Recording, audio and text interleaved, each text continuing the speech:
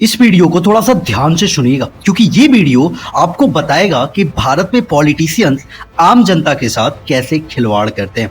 इनका जब मन करता है ये साथ हो जाते हैं और इनका जब मन करता है ये एक दूसरे का साथ छोड़ देते हैं। 8 जनवरी को तेजस्वी यादव का कहना था कि इंडिया गठबंधन का मुख्य उद्देश्य लोकसभा चुनाव में बीजेपी को हराने तक ही सिर्फ सीमित था। 9 जनवरी को जम्मू एंड कश्मीर के मुख्यमंत्री उमर अब्दुल्ला का कहना था कि विपक्ष एकजुट नहीं है और इसलिए इंडिया ब्लॉक को भंग कर देना चाहिए। और 10 जनवरी को उद्धव ठाकरे वाली शिवसेना के संजय राउत का कहना था कि अब इंडिया ब्लॉक का वजूद नहीं है तो कांग्रेस घोषणा कर दे कि हम अपने अपने रास्ते चुन लेंगे। अब कांग्रेस ने जिस सोच के साथ इंडिया अलायंस को बनाया था इस सोच को तो अब खत्म होते हुए जनता देख रही है। अब जो कुछ भी बचा था वो राहुल गांधी ने दिल्ली इलेक्शन में केजरीवाल के खिलाफ कुछ चीजें बोलकर भड़का दी। राहुल गांधी का कहना था कि केजरीवाल भी नरेंद्र मोदी के जैसे ही हैं। अब इन सारी बयानों से यही पता चलता है कि इंडिया गठबंधन अब ज्यादा दिन नहीं टिकने वाला है। लेकिन कांग्रेस के लीडर सचिन पायलट का कहना है कि इंडिया गठबंधन आज भी मजबूत है। लेकिन पिछले जो बयान थे इनसे यही पता चलता है कि इंडिया गठबंधन का वजूद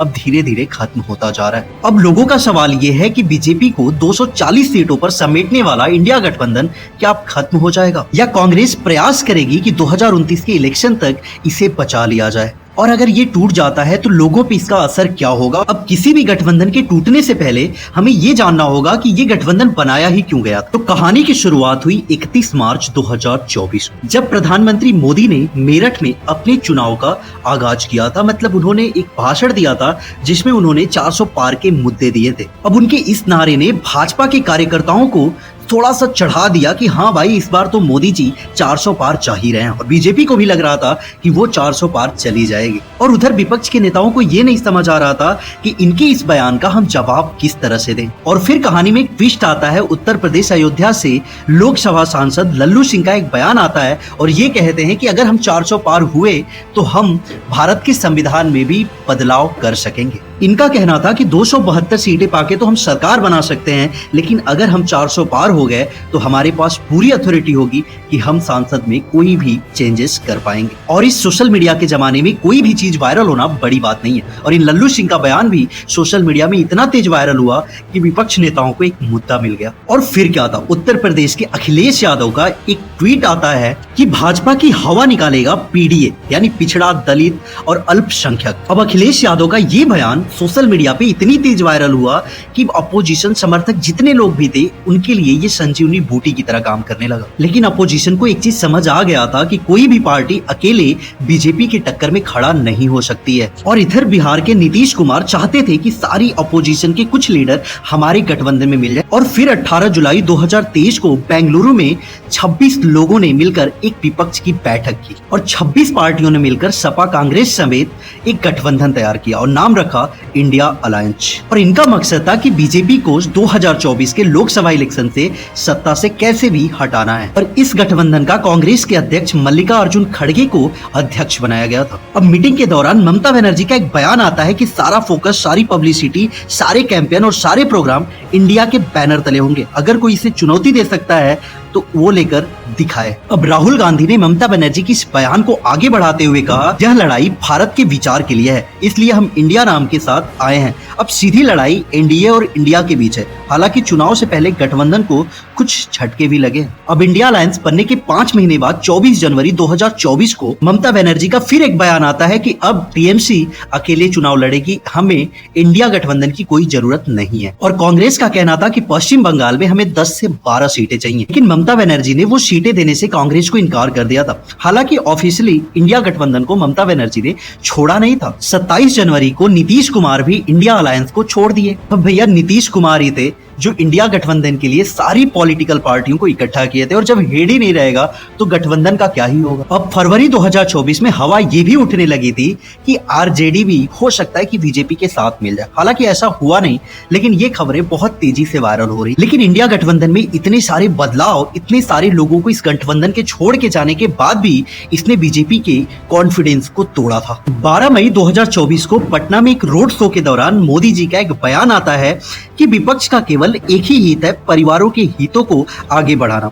किसी तरह सत्ता में बने रहना, जो हम लोग नहीं होने देंगे। अब की बार 400 पार का नारा हकीकत बनने जा रहा है। अब बीजेपी का दावा था कि वो पहले से ज्यादा परफॉर्मेंस करेगी और 2024 में वो पहले से ज्यादा सीट भी लेके आई थी, क्योंकि 2019 में बीजेपी ने 303 सीटें जीती थी। और 5 जून को जब बीजेपी के नतीजे आए, यानी पूरे चुनाव के नतीजे आए, तो बीजेपी सिर्फ 205 सीटों पे समिट गई थी और वहीं कांग्रेस 52 से 99 सीटों पर पहुंच गई थी। तो इसके बाद सबसे बड़ा रोल इंडिया अलायंस का था इस बीजेपी के कॉन्फिडेंस को तोड़ने में। तो इंडिया अलायंस ऐसा कर पाई, इसके पीछे 3 मजबूत फैक्टर्स थे। पहला था स्ट्रॉन्ग ऑपोजिशन फ्रंट। 2019 में बीजेपी के जीत के साथ कमजोर ऑपोजिशन भी भारत ने देखा था, जहां पर कांग्रेस खुद भी बीजेपी के सामने फीका पड़ गया था और बहुत कमजोर फील कर रहा था। और राहुल गांधी की लड़ाई सिर्फ बीजेपी के साथ पूरे सेंट्रल में नहीं थी, बल्कि स्टेट में भी थी, ताकि चुनाव में बार बार राहुल गांधी की पार्टी कांग्रेस हार रही थी, और जिस वजह से देश और स्टेट के बीच में राहुल गांधी की पार्टी कांग्रेस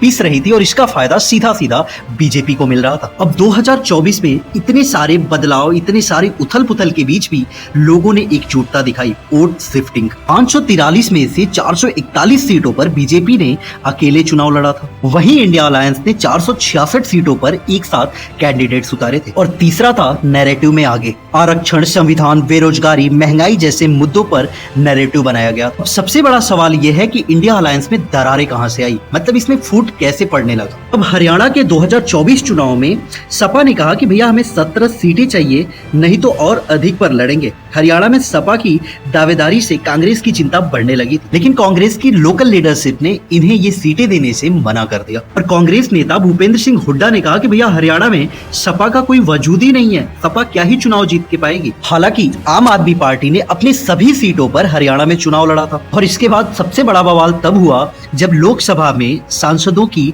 सीटें ही बदल दी गई कांग्रेस के द्वारा। अखिलेश यादव पहले राहुल गांधी के साथ बैठते थे और फिर उन्हें छठे ब्लॉक में डाल दिया गया। इसके बाद अखिलेश यादव का बयान आया कि धन्यवाद कांग्रेस, हमें आपके साथ अब कोई काम नहीं करना है भैया, हम अकेले ठीक हैं, हमें अकेले ही रहने दो। अब दिल्ली के अंदर विधानसभा चुनाव है और केजरीवाल जगह जगह घूम के ये कह रहे हैं कि भैया हमारी इंडिया गठबंधन तो सिर्फ मोदी जी को हराने के लिए बनाया गया था, लेकिन मोदी ने फिर भी सरकार में आए और देश का वही हाल हो रहा है जो कांग्रेस कर रही थी। मतलब सीधा सीधा निशाना कांग्रेस को अभी भी केजरीवाल बना रहे हैं और इनका कहना है कि दिल्ली में आज भी हम अपने बलबूते पे सरकार बना सकते हैं। अब देखते हैं कि दिल्ली में किसकी सरकार बनती है। हालांकि केजरीवाल आज भी अकेले ही लड़ रहे हैं, क्योंकि कांग्रेस अपने लोगों को सीट दे रही है, बीजेपी अपने तरफ से लड़ी रही है और आम आदमी पार्टी अपने तरफ से अकेले लड़ रही है। ये वीडियो बनाने का सिर्फ एक ही मकसद था कि आपको थोड़ा सा बताया जाए कि इंडिया गठबंधन सिर्फ इसीलिए बनाया गया था। हालांकि हर गठबंधन का काम यही होता है कि अपनी मर्जी से वो तोड़ते हैं, पकड़ते हैं,